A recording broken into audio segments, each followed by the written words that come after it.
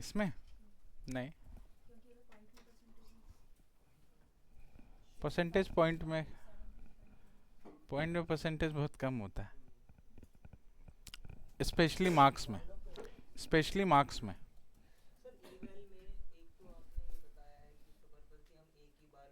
कई सारे इनपुट्स ले सकते हैं।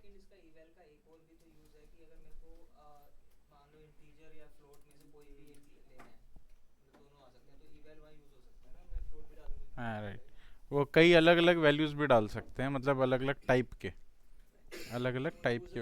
हाँ, ईवेल के बहुत यूज है। ईवेल में एक चीज़ आप और लिख सकते हैं, जैसे ईवेल आपने लिखा, ये शायद बताया था मैंने कि नहीं पता नहीं मुझे। ठीक है, ईवेल में एक यूज़ ये भी है कि अगर मान लो कोई एक्सप्रेशन आपको लिखना है स्ट्रिंग में, आपने दिया 5+5, पास किया स्ट्रिंग, तो ये इस ईवेल का आउटपुट जनरेट करके दे देगा। मतलब जो एक्सप्रेशन आपने स्ट्रिंग में दिया है, उस स्ट्रिंग के एक्सप्रेशन को वो कैलकुलेट कर सकता है। एग्जैक्टली राइट, वो पूरे एक्सप्रेशन को ही कैलकुलेट कर लेता है जो कि स्ट्रिंग में दिया है आपने। कौन सा, कौन सा? इवेल किसी डेटा टाइप, इवेल फंक्शन है जो इवेलुएट करता है। आप इसको नंबर देते हो तो एज अ, आप अगर किसी डेटा को टेक्स्ट के फॉर्म में दिया तो उस डेटा को एज इट इज नंबर में कन्वर्ट कर देता है, और अगर किसी एक्सप्रेशन को टेक्स्ट में दिया तो उस एक्सप्रेशन को रन करके आपका आउटपुट दे देता है। ये एक्सप्रेशन लिखा है टेक्स्ट में, ठीक है, और इसको इसने इवेलुएट करके दे दिया आपको, तो इसका काम बेसिकली इवेलुएशन है। Right, anything which is written in text can be converted into numeric और numeric expression, we can use eval. ठीक है,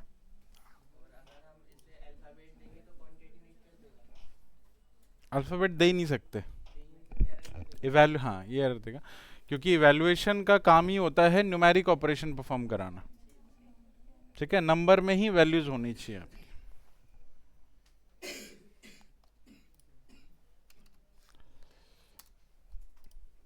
ठीक है, ठीक है, ये समझ आ गया। ठीक है, एक टास्क करते हैं। अच्छा, इसमें अगर मैंने, चलो इसकी बात करते हैं। इसमें अगर मैंने कोई परसेंटेज मार्क्स लिया 106, what should be the output?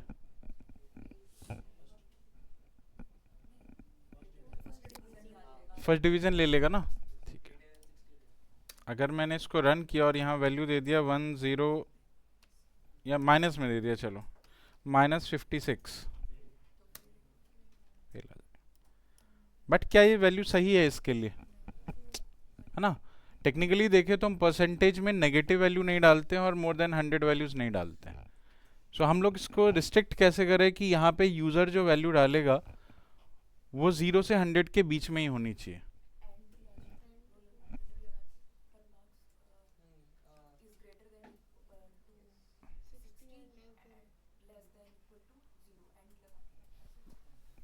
Better है कि आप यहाँ पे ऊपर में हम लोग एक और इफ लगा लेते हैं।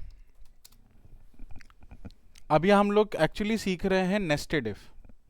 ठीक है, तो एक कंडीशन लगाते हैं, इफ परसेंटेज मार्क्स को पहले उसकी वैल्यू को चेक करते हैं कि क्या वो वैल्यू एक पर्टिकुलर रेंज में है या नहीं। अगर उस रेंज में है then only we can calculate the status of passing. ठीक है, तो मैंने यहां पे लिखा if percentage marks in range 101, range का आइडिया है सभी को, इन का आइडिया है सभी को। ठीक है, दिस इज ऑल। और ये जितने भी हमने इफ एलिफ का ब्लॉक बनाया था, इसको मैंने एक टैब आगे शिफ्ट करके इफ के अंदर रख दिया, तो इफ के अंदर इफ लिखा है, and this is called nested if. ठीक है, अब क्या होगा? अब होगा ये कि सबसे पहले आपकी वैल्यू चेक होगी कि क्या वो वैल्यू इस रेंज में है या नहीं। अगर इस रेंज में है then only you can calculate passing status, otherwise not. अभी नहीं, क्यों एरर क्यों देगा? नहीं, अभी कुछ कुछ नहीं देगा। एरर क्यों देगा? एरर देखो, पहले तो एरर का कॉन्सेप्ट समझो, एरर कब आता है? एरर आपकी प्रोग्रामिंग के एंड से आता है, एरर आपके लॉजिक में नहीं आता। आपने बड़ी वैल्यू दी, छोटी वैल्यू दी, उसको क्या मतलब है? वो कंडीशन चेक करेगा, मैच नहीं हुआ तो बस खत्म है, कुछ नहीं देगा, सिंपल सी चीज़ है। अगर आप चाहते हो कि छोटी वैल्यू पे, लेस देन 0 पे या ग्रेटर देन 100 पे कोई मैसेज लिखा है, तो वो आप यहाँ पे लिख सकते हैं। हाँ, उसके लिए आप यहाँ पे एल्स लिखेंगे। किसका एल्स? इस इफ का else. Then you can print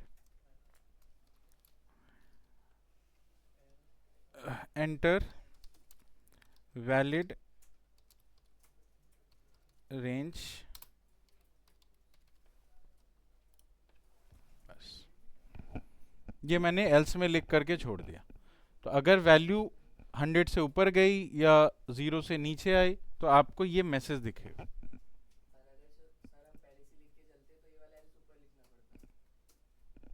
मत किस में? कब? हाँ हाँ, नहीं नहीं नहीं नहीं, क्योंकि अगर आप मोर देन 100 लिखते मान लो, तो मोर देन 100 लिखते तो ये तो आपको रेंज यहाँ पे बता रहा है ना, 60 से ग्रेटर वैल्यू। 60 से ग्रेटर वैल्यू तो कुछ भी हो सकती है, 60 से ग्रेटर तो कुछ भी हो सकता है। वो एल्स पे आता कैसे? एल्स पे आने के लिए पहले ऊपर वाली कंडीशन फॉल्स मिलनी चाहिए ना उसको। तो ऊपर वाली कंडीशन फॉल्स मिलेगी नहीं तो ये वाली एल्स वाली कंडीशन लेगा कैसे? ठीक है।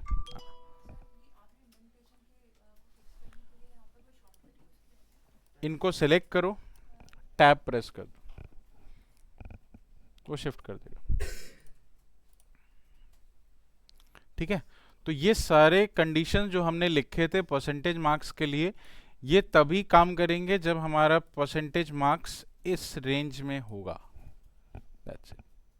तो हमारा जो रिस्ट्रिक्शन है वो अप्लाई हो गया है। Now you can use any value more than 100 can get you enter valid range 1 to 100, ऐसा करके लिखा है आपको।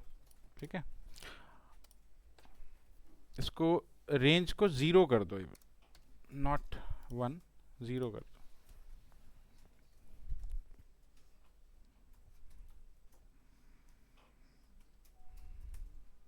ठीक है।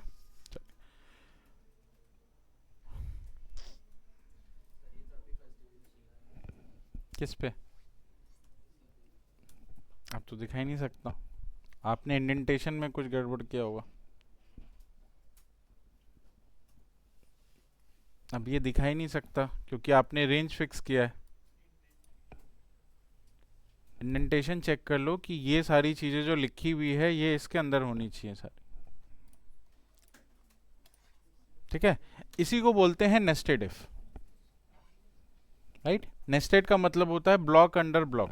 कोई भी ब्लॉक जब किसी ब्लॉक के अंदर में लिखी जाती है, नॉट ओनली इफ एल्स, आप आगे भी पढ़ेंगे, आप लूप भी पढ़ेंगे तो लूप के अंदर लूप लिख सकते हैं। राइट। आप फंक्शन के अंदर फंक्शन लिख सकते हैं, आप क्लासेस के अंदर क्लासेस बना सकते हैं। इस तरह के कई सारे सिचुएशन आपको मिलेंगे जहां पे आप नेस्टेड ब्लॉक्स यूज कर सकते हैं।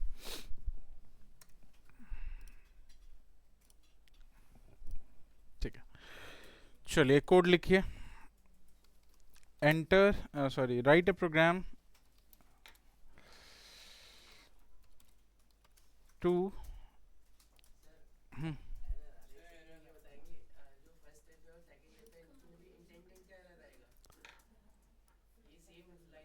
सेम लाइन में छोड़ दिया जैसे इसमें है। ठीक है।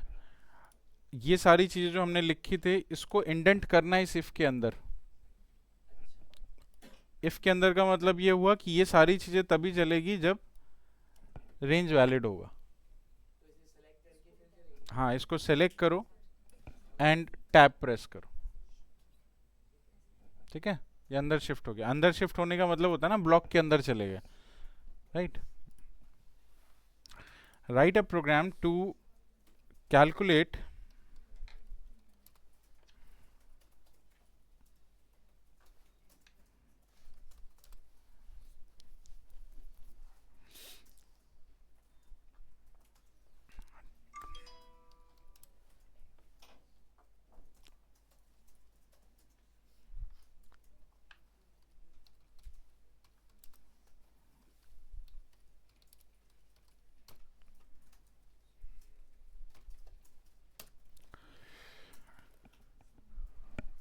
ठीक है, write a program to calculate tax on different income slab.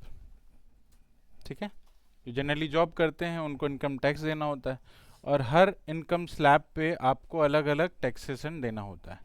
ठीक है, अब उसके लिए आपको कुछ स्लैब दे रखे हैं, चेक करते हैं। लेस देन 5 लाख, या भी 12 लाख है शायद, लेस देन 12 लाख,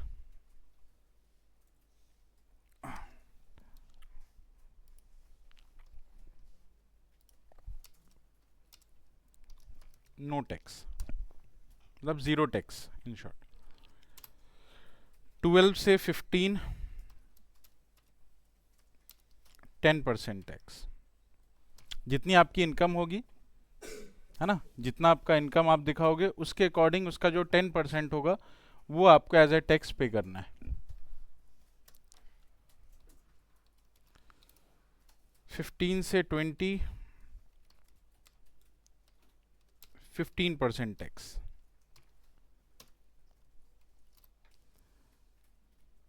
20 से 30, 20% टैक्स, और ग्रेटर देन 30,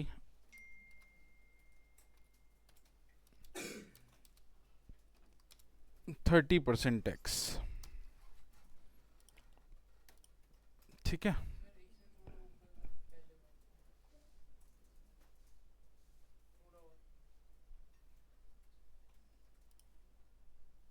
क्वेश्चन समझ आया?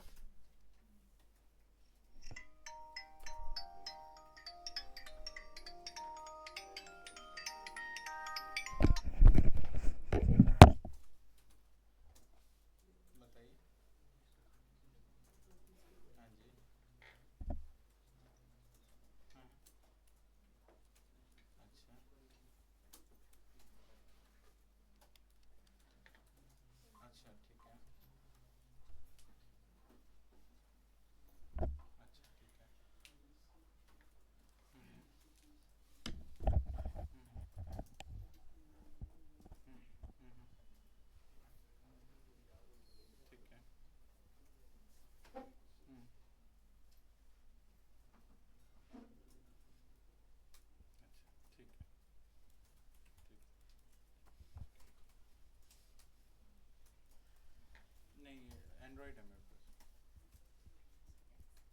अच्छा, ठीक ठीक।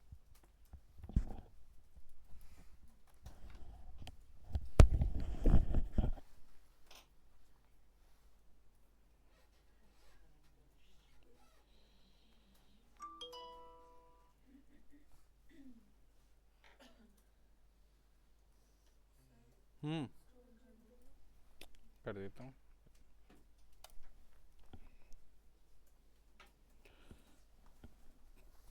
क्वेश्चन में प्रॉब्लम है किसी को तो पूछ लो, बन जाएगा इजी।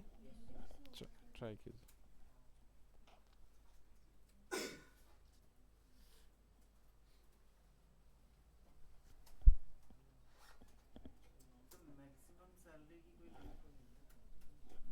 नहीं, नेगेटिव नहीं होना चाहिए बस। सैलरी की किसकी लिमिट है वैसे?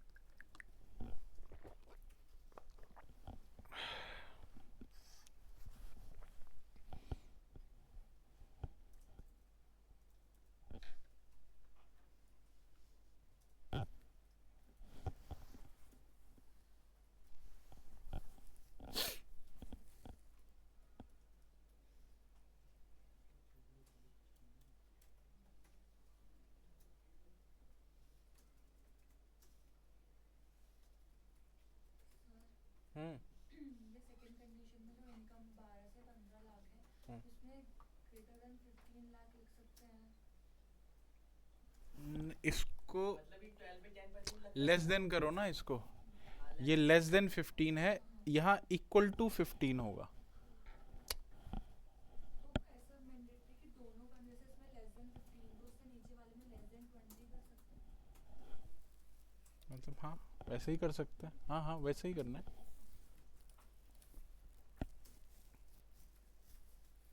हाँ, तो सर जो नो टैक्स वाला है वो ग्रेटर देन इक्वल्स टू आएगा या लेस देन, मतलब sorry less than equals to या सिर्फ लेस देन किस में? 12 वाले में 12 लाख में?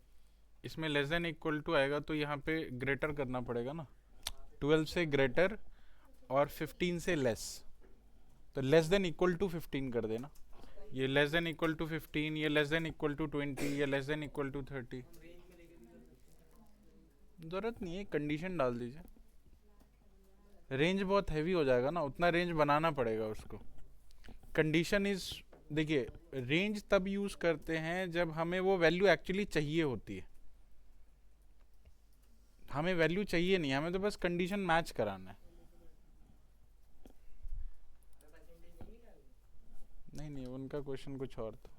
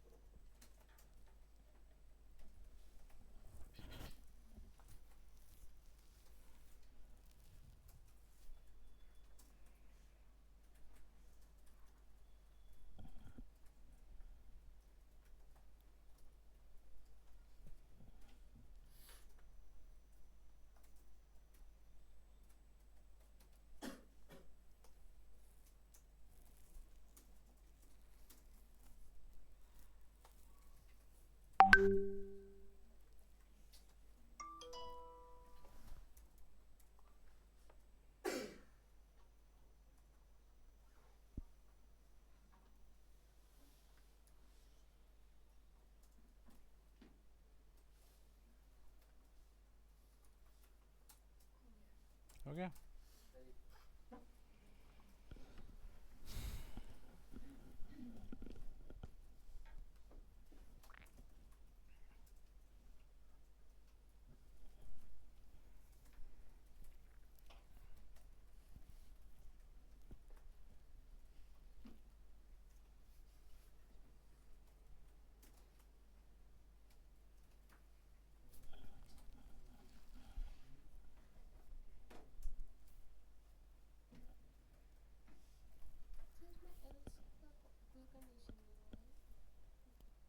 इसमें एल्स की कंडीशन होगी ना, ग्रेटर देन 30, या एल्स आप लिख सकते हैं उसमें नेगेटिव में, अगर नेगेटिव वैल्यू गई आप एल्स पे से मैं को प्रिंट करा तो नेगेटिव सैलरी होती नहीं है ना।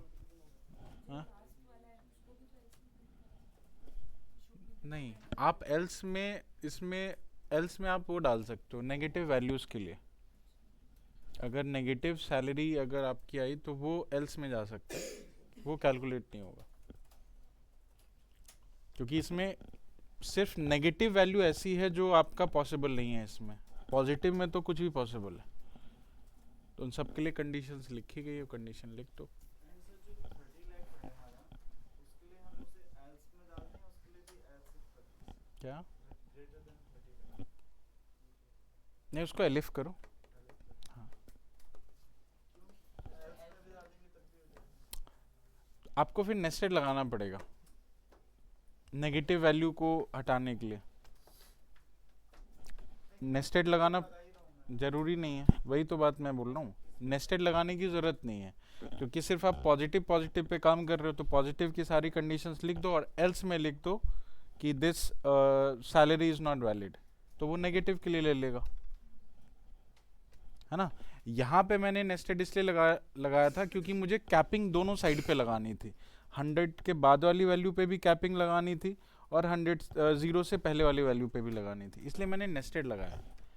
यहाँ पे तो आपका पॉजिटिव पे तो कोई कैपिंग नहीं करना ना, पॉजिटिव साइड से तो ओपन है पूरा, सिर्फ नेगेटिव के पे कैपिंग करनी है तो उसको एल्स पे डाल दो सीधा.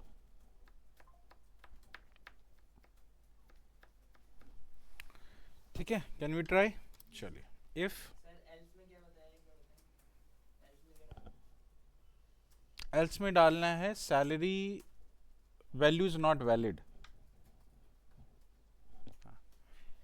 सबसे पहले इनपुट लिया, एंटर इनकम या एनुअल इनकम कर दो इसका,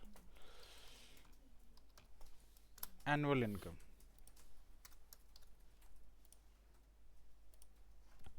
ठीक है, इसको फ्लोट में डाल देते हैं, अमाउंट है तो फ्लोट में डालो इसको, और इसकी वैल्यू हमने इनकम में रख ली.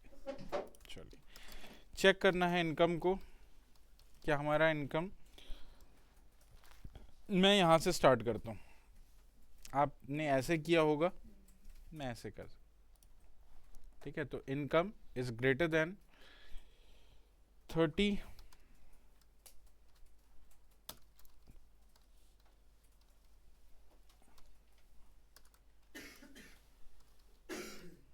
Tax payable.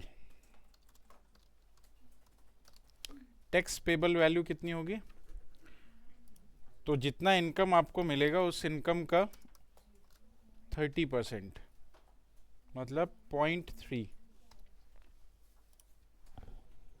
ठीक है, 0.3 जब आपने मल्टीप्लाई किया तो इनकम का 30% वैल्यू आपका टैक्स पेबल आपको मिल जाएगा. Elif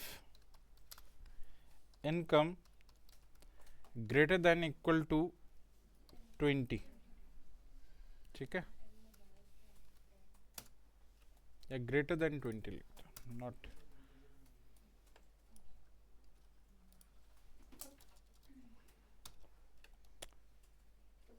income 0.2. Elif income greater than 15, tax payable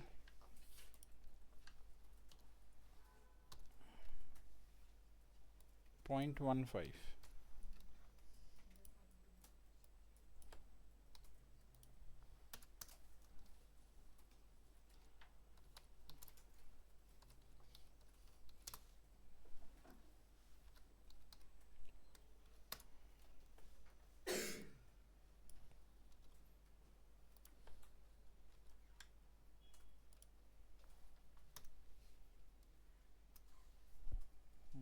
Point 1.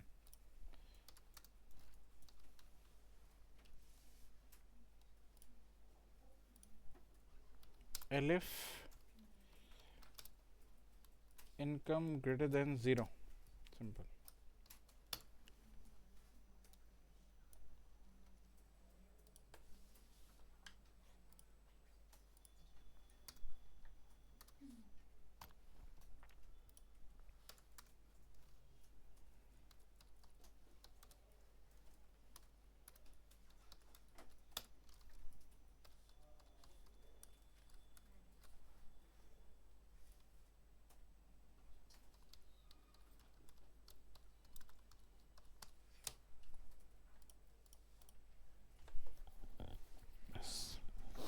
Simple, इतना सा करना आपको.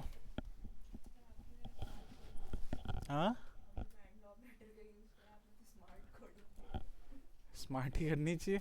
आपने तो स्मार्ट कोडिंग करी है. हमारा लॉजिक वो था सीक्वेंस में कि 12 लाइन ठीक है, टाइम लगता है.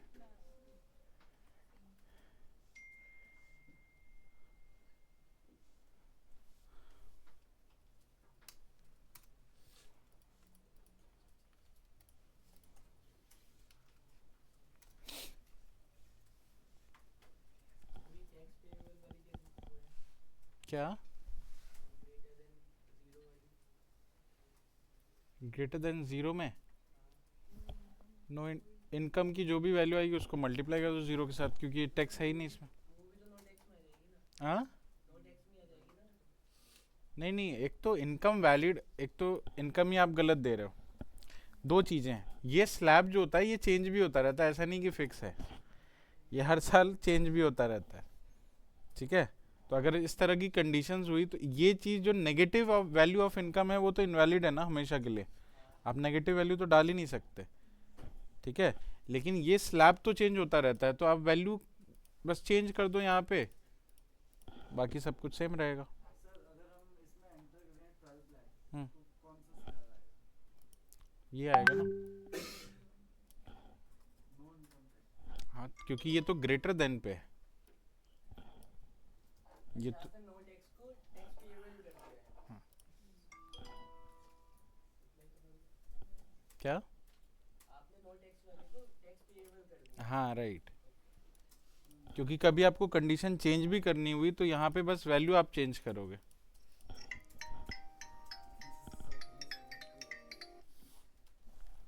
हेलो,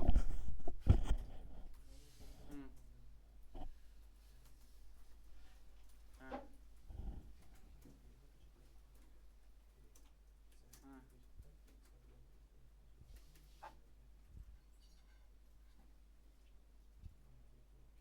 नहीं नहीं,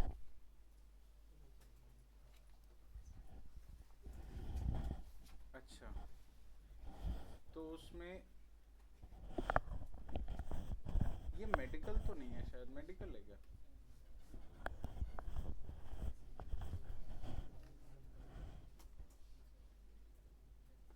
हाँ, अच्छा अच्छा,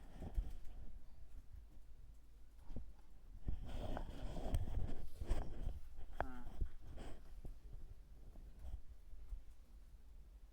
हाँ, ठीक है, अच्छा ठीक है, हाँ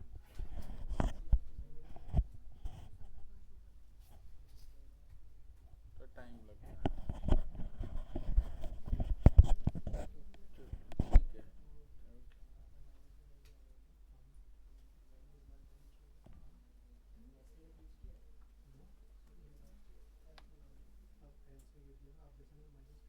ठीक है, सर एक बार मेरे को समझा दीजिए बिल्कुल बताइए।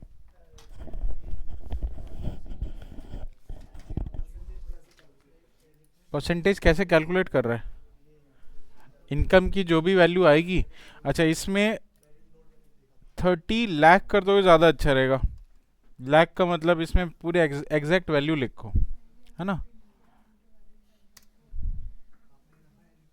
30 लाख, राइट।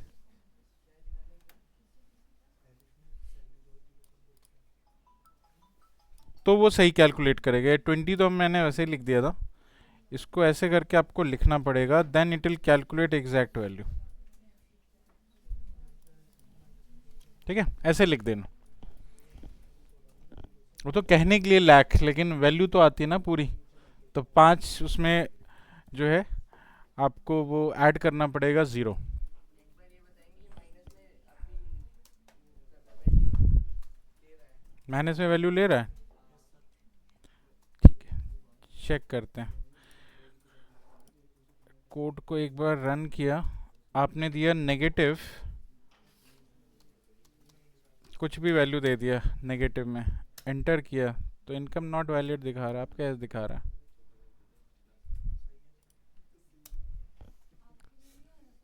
हाँ ये वाला जो है आपके में नेगेटिव में क्या आ रहा है वो?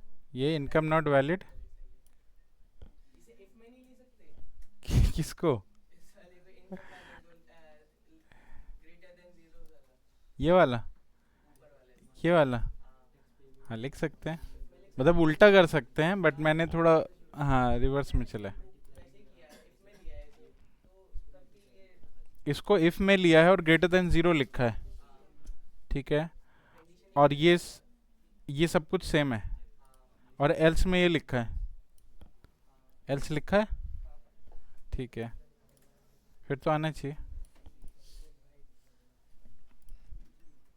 ठीक है। कोई और वैल्यू डाल के चेक करते हैं, लेट्स से 67342 6 कितना हो गया, हाँ ठीक है, 6 लाख के आसपास है समथिंग। एंटर किया, टैक्स पेबल 0 है,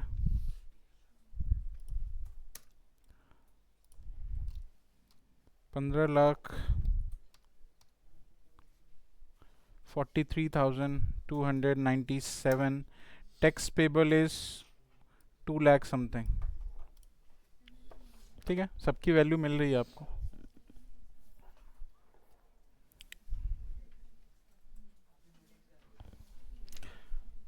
ठीक है ना, चलिए बेटर। एक और क्वेश्चन करें। हाँ, आपका हो गया sir?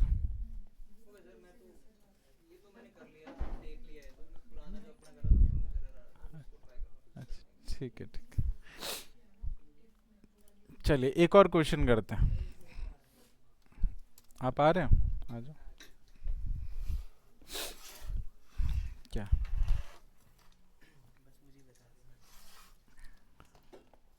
If n is greater than note x, ठीक है, n इज लेस देन 15। अच्छा, ये यहाँ पे जाके रुक जाता है, ये यहाँ पे, क्योंकि क्या होता है कि आपने जब कंडीशन लिखी, ये उल्टा पुल्टा कंडीशन हो गया, इसको सीक्वेंस में लिखना है। एक ग्रेटर लिखा है तो ये तो ग्रेटर पे चलो ये देगा, फिर आपने लेस लिखा, अब कोई नेगेटिव वैल्यू है, नेगेटिव वैल्यू के लिए तो ये कंडीशन ट्रू है ना, any negative value is less then 15, तो यहाँ पे जाके रुक जाएगा और 10% का आउटपुट दिखा देगा आपको।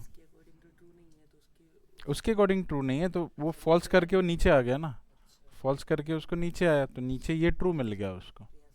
इसीलिए हमने इसको सीक्वेंस में डाला कि सारे ग्रेटर है तो सारे ग्रेटर के फॉर्म में लिखा है। आपको सारे लेस के फॉर्म में अगर लिखने हैं तो सारे लेस के फॉर्म में लिखोगे आप। तो इसके लिए क्या 0 से लेस के लिए क्या लिखें, मतलब नेगेटिव के लिए आप क्या कर सकते हो, इसमें सारे लेस में लिखे हैं।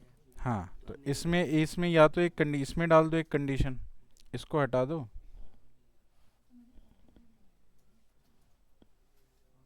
आपने एक ग्रेटर लिख दिया एक लेस लिख दिया, ये गलत किया आपने। हाँ, या तो लिखना है तो इस तरह सीक्वेंस में लिखो कि सारे ग्रेटर ही हैं या सारे लेस ही हैं। हाँ, तो यहाँ इसको ऐसे कर दो ना, लेस,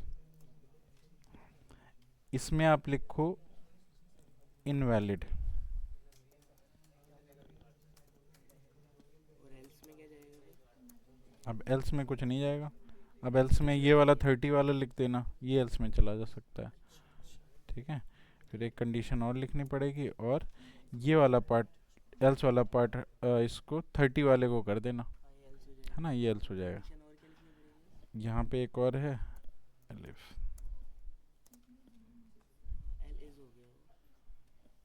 वो ठीक है, elif n is less than equal to 12,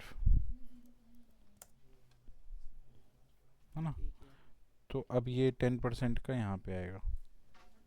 ठीक है, 12 से 15 के बीच। हाँ हाँ हाँ, तो ये कितना है, ये 10% यहाँ पे है ना, ये नो टैक्स वाला है, राइट, ये नो टैक्स वाला। ठीक है, तो ये लेस देन हो गया 0, फिर ये हो गया इस तरह से। ठीक है, चलिए ओके। हाँ जी,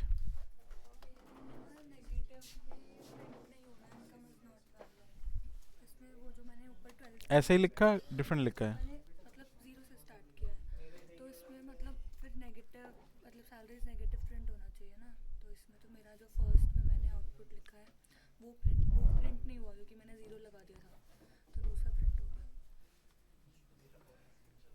गया। Greater than 0, less than 12, greater than less than 15। अब लेस देन 15 तो नेगेटिव के लिए ट्रू है। आप कोई भी नेगेटिव वैल्यू आपने लिया, -3 ले लिया आपने, तो -3 इज लेस देन 15, तो मैंने फिर यहाँ पे ये उससे कोई मतलब नहीं है ना, वो कंडीशन को फॉल्स करके वो नीचे आ गया है, उस कंडीशन को फॉल्स करके वो नीचे आया है। तो इसमें क्या करना पड़ेगा फिर?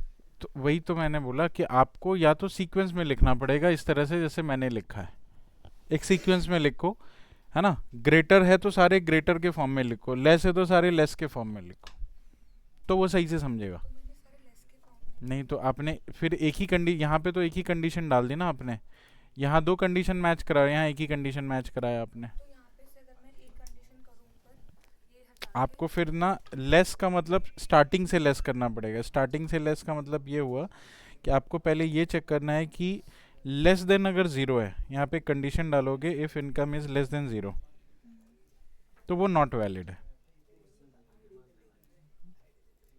लेस देन ज़ीरो तो प्रिंट करेंगे नॉट वैलिड, ये लेस वाली कंडीशन हो गई। फिर उसके बाद एक लेस लगाएंगे कि if income is less than 12 तो नो टैक्स, है ना। फिर अब ये कंडीशन बेस चलने लगेगा, लेस देन नो टैक्स। ये चीज़ आपको यहाँ पे एक कंडीशन ऐड करनी है। और ग्रेटर देन वाले में ना ये जो एल्स लिखा है उसको ग्रेटर में डाल बस। अब यहाँ नेगेटिव मत डालो। मतलब अगर एस में क्या डालूं फिर 30 प्लस वाला? हाँ राइट, अब 30 प्लस, क्योंकि ये वाला तो कवर हो गया ना आपका।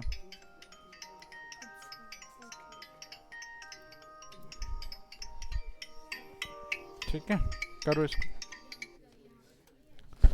हेलो,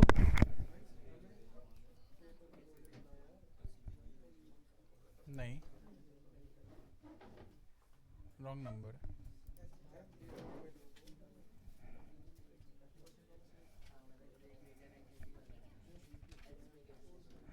ठीक है, चलिए एक क्वेश्चन लिखते हैं। Write a program to calculate electricity bill on unit consumption।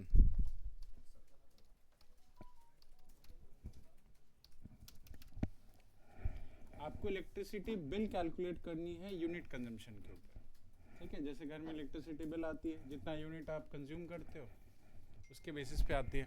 लेकिन यहाँ पे कुछ स्लैब दे रखे हैं कंजम्पशन के, कि अगर आपने 0 से 200 या लेस देन 200 कर देते हैं, लेस देन 200 का अगर आप यूनिट कंज्यूम करते हैं तो नो बिल, या इसमें कर देते हैं चलो 1 पॉइंट, नो बिल तो नहीं होता वैसे, 1.2 रुपीज़ पर यूनिट,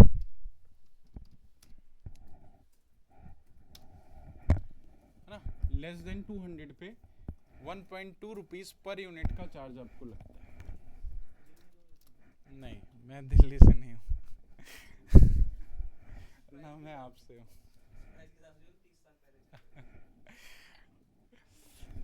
ठीक है, लेस देन अगर 400 है या 200 से 400 के बीच का है,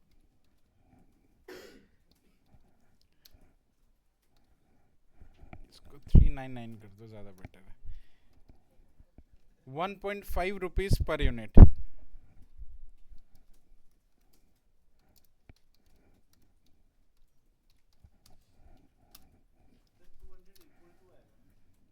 नहीं 200 इक्वल टू यहाँ है, अगर 200 पहुँच गया तो 1.5 रुपीज़ आपको, 199 तक आपको 1.2 देना है। ठीक है, इक्वल टू में यहाँ पे पहुँच जाएंगे। ठीक, 400 से लेकर के 599 तक 1.8 रुपीज़ पर यूनिट। ठीक है, एंड मोर देन 600 पे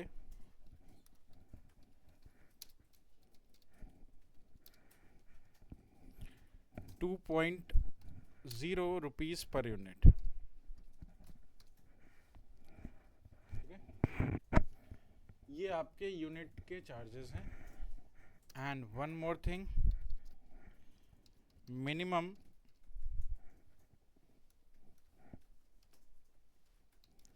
बिल शुड बी 100 रुपीज़, ये भी एक कंडीशन है। मिनिमम बिल 100 रुपीज़ का आना ही चाहिए कम से कम, चाहे आपने इलेक्ट्रिसिटी कंज्यूम किया हो उतने का या ना किया हो, 100 रुपीज़ का बिल आएगा ही आएगा।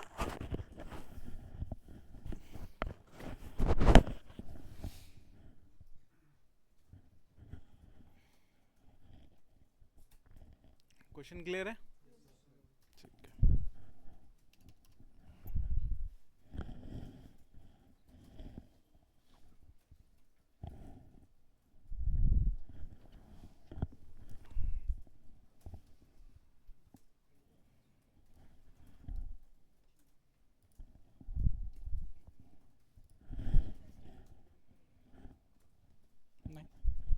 जैसे उसमें लिखा था वैसे इसमें भी खाली नेगेटिव का ही तो स्लैब आपका छूटा हुआ है, उसको आप एल्स पे डाल सकते हो।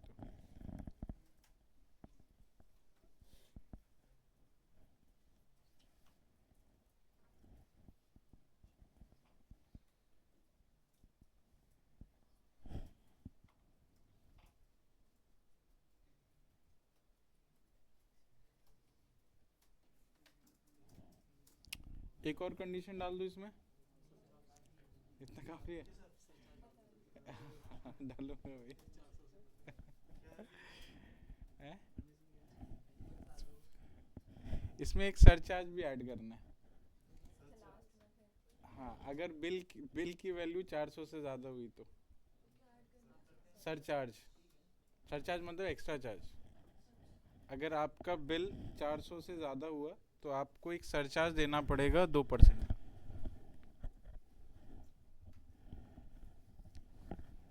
अभी नहीं डाल रहा हूँ, चलो वो बाद में करेंगे, इतनी कंडीशन कर लो। क्यों नहीं करना है? बिल्कुल करना है। सरचार्ज वाला बाद में करेंगे, ऐड करेंगे बाद में 2%।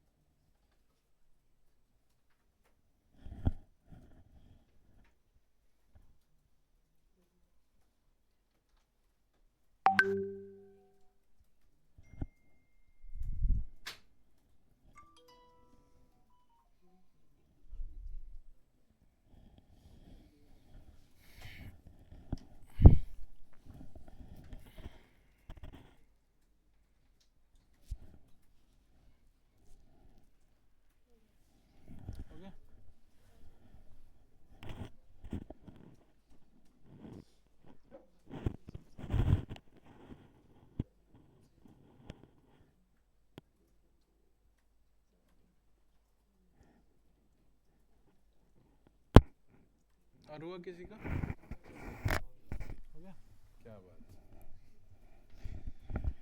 चलिए सरचार्ज ऐड करें। 2% surcharge must be added in total electricity bill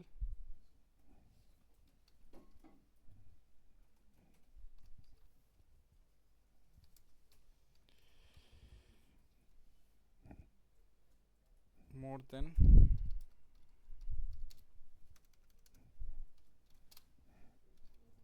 400 rupees.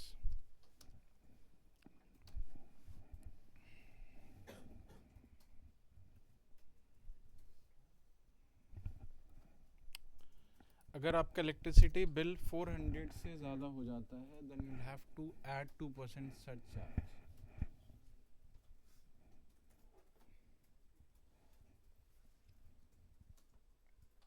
और लास्ट में आपको फाइनल बिल बताना है।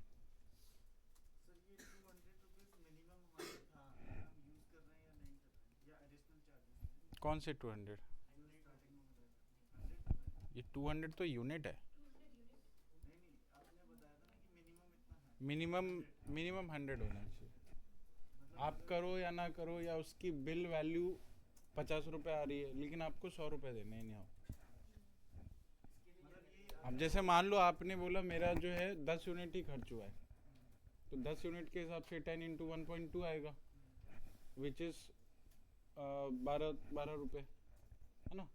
ये आएगा। 100 देना पड़ेगा। हाँ, तो आपको 100 देना पड़ेगा। नहीं, 100 मिनिमम बिल है। 200 से ऊपर है हमारा, तो सपोज 400 कितना हमारा 600 है, 600 × 2 कर देते हैं, 1200 रुपये आएगा। तो माइनस नहीं, इसमें वो 1200 ही रहेगा प्लस 100 क्यों देंगे? वो तो मिनिमम बिल के लिए कंडीशन है। वो मिनिमम बिल का कंडीशन है कि मिनिमम वैल्यू 100 रुपये से कम नहीं होनी चाहिए। होता है ना, फिक्स चार्जेस ले लिए जाते हैं, है ना, कि ये फिक्स चार्जेस हैं। नहीं, फिक्स मीटर चार्ज अलग होता है। एक लिमिट अलग होती है कि आपको मिनिमम चार्ज इतना पे करना है वेदर यू आर कंज्यूमिंग और नॉट। आपका घर बंद भी है ना तो भी इलेक्ट्रिसिटी बिल आती है ना, 0 रुपीज नहीं आती, एक अमाउंट आता है।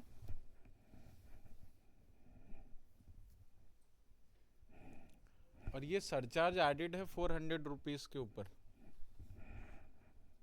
अगर आपका जो टोटल बिल है वो 400 से ऊपर का है देन यू हैव टू पे 2% सरचार्ज।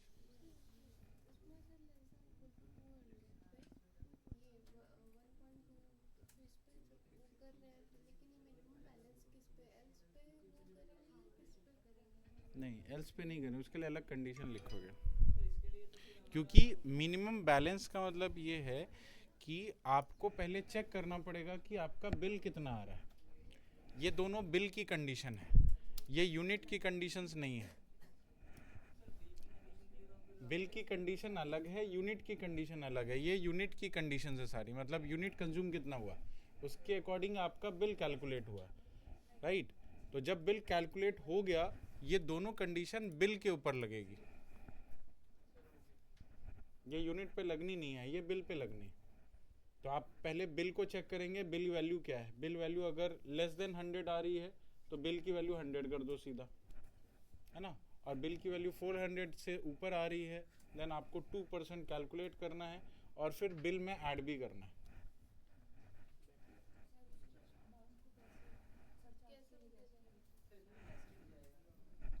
सर ये मिनिमम शुड बी 100 वाला कैसे है?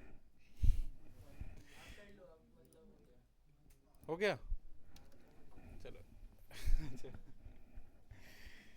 इसको ट्राई करना घर पे, सर वो 400 और ठीक है? 600 में थोड़ा सा अपना टाइम लो, है ना, खुद समझो। उसके बाद कल अगर नहीं होगा तो कल मैं बता दूंगा। नेस्टेड यूज़ नहीं होगा, नेस्टेड की कोई ज़रूरत नहीं। आप फिर से इफ़ लिख सकते हैं, दोबारा इफ़ लिख सकते हैं।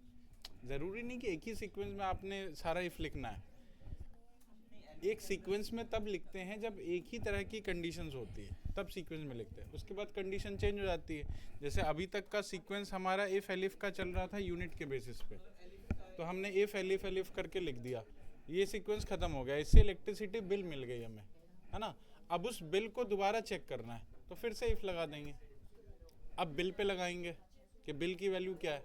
बिल की वैल्यू अगर लेस देन 100 हुई तो बिल की वैल्यू हमें 100 पे सेट करनी। ये करेंगे कि एक उसको वेरिएबल में स्टोर करा देंगे राइट, बिल को, फिर एक if स्टेटमेंट अलग से पूरा कंप्लीट राइट राइट।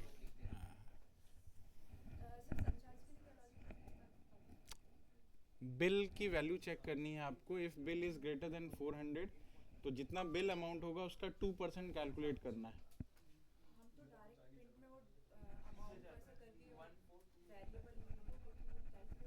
आपको कैलकुलेट करके वेरिएबल में रखना पड़ेगा। नीचे का ऊपर रखे है ना, ऊपर करेंगे इसको कल करते हैं, ठीक है। I will line up with another class.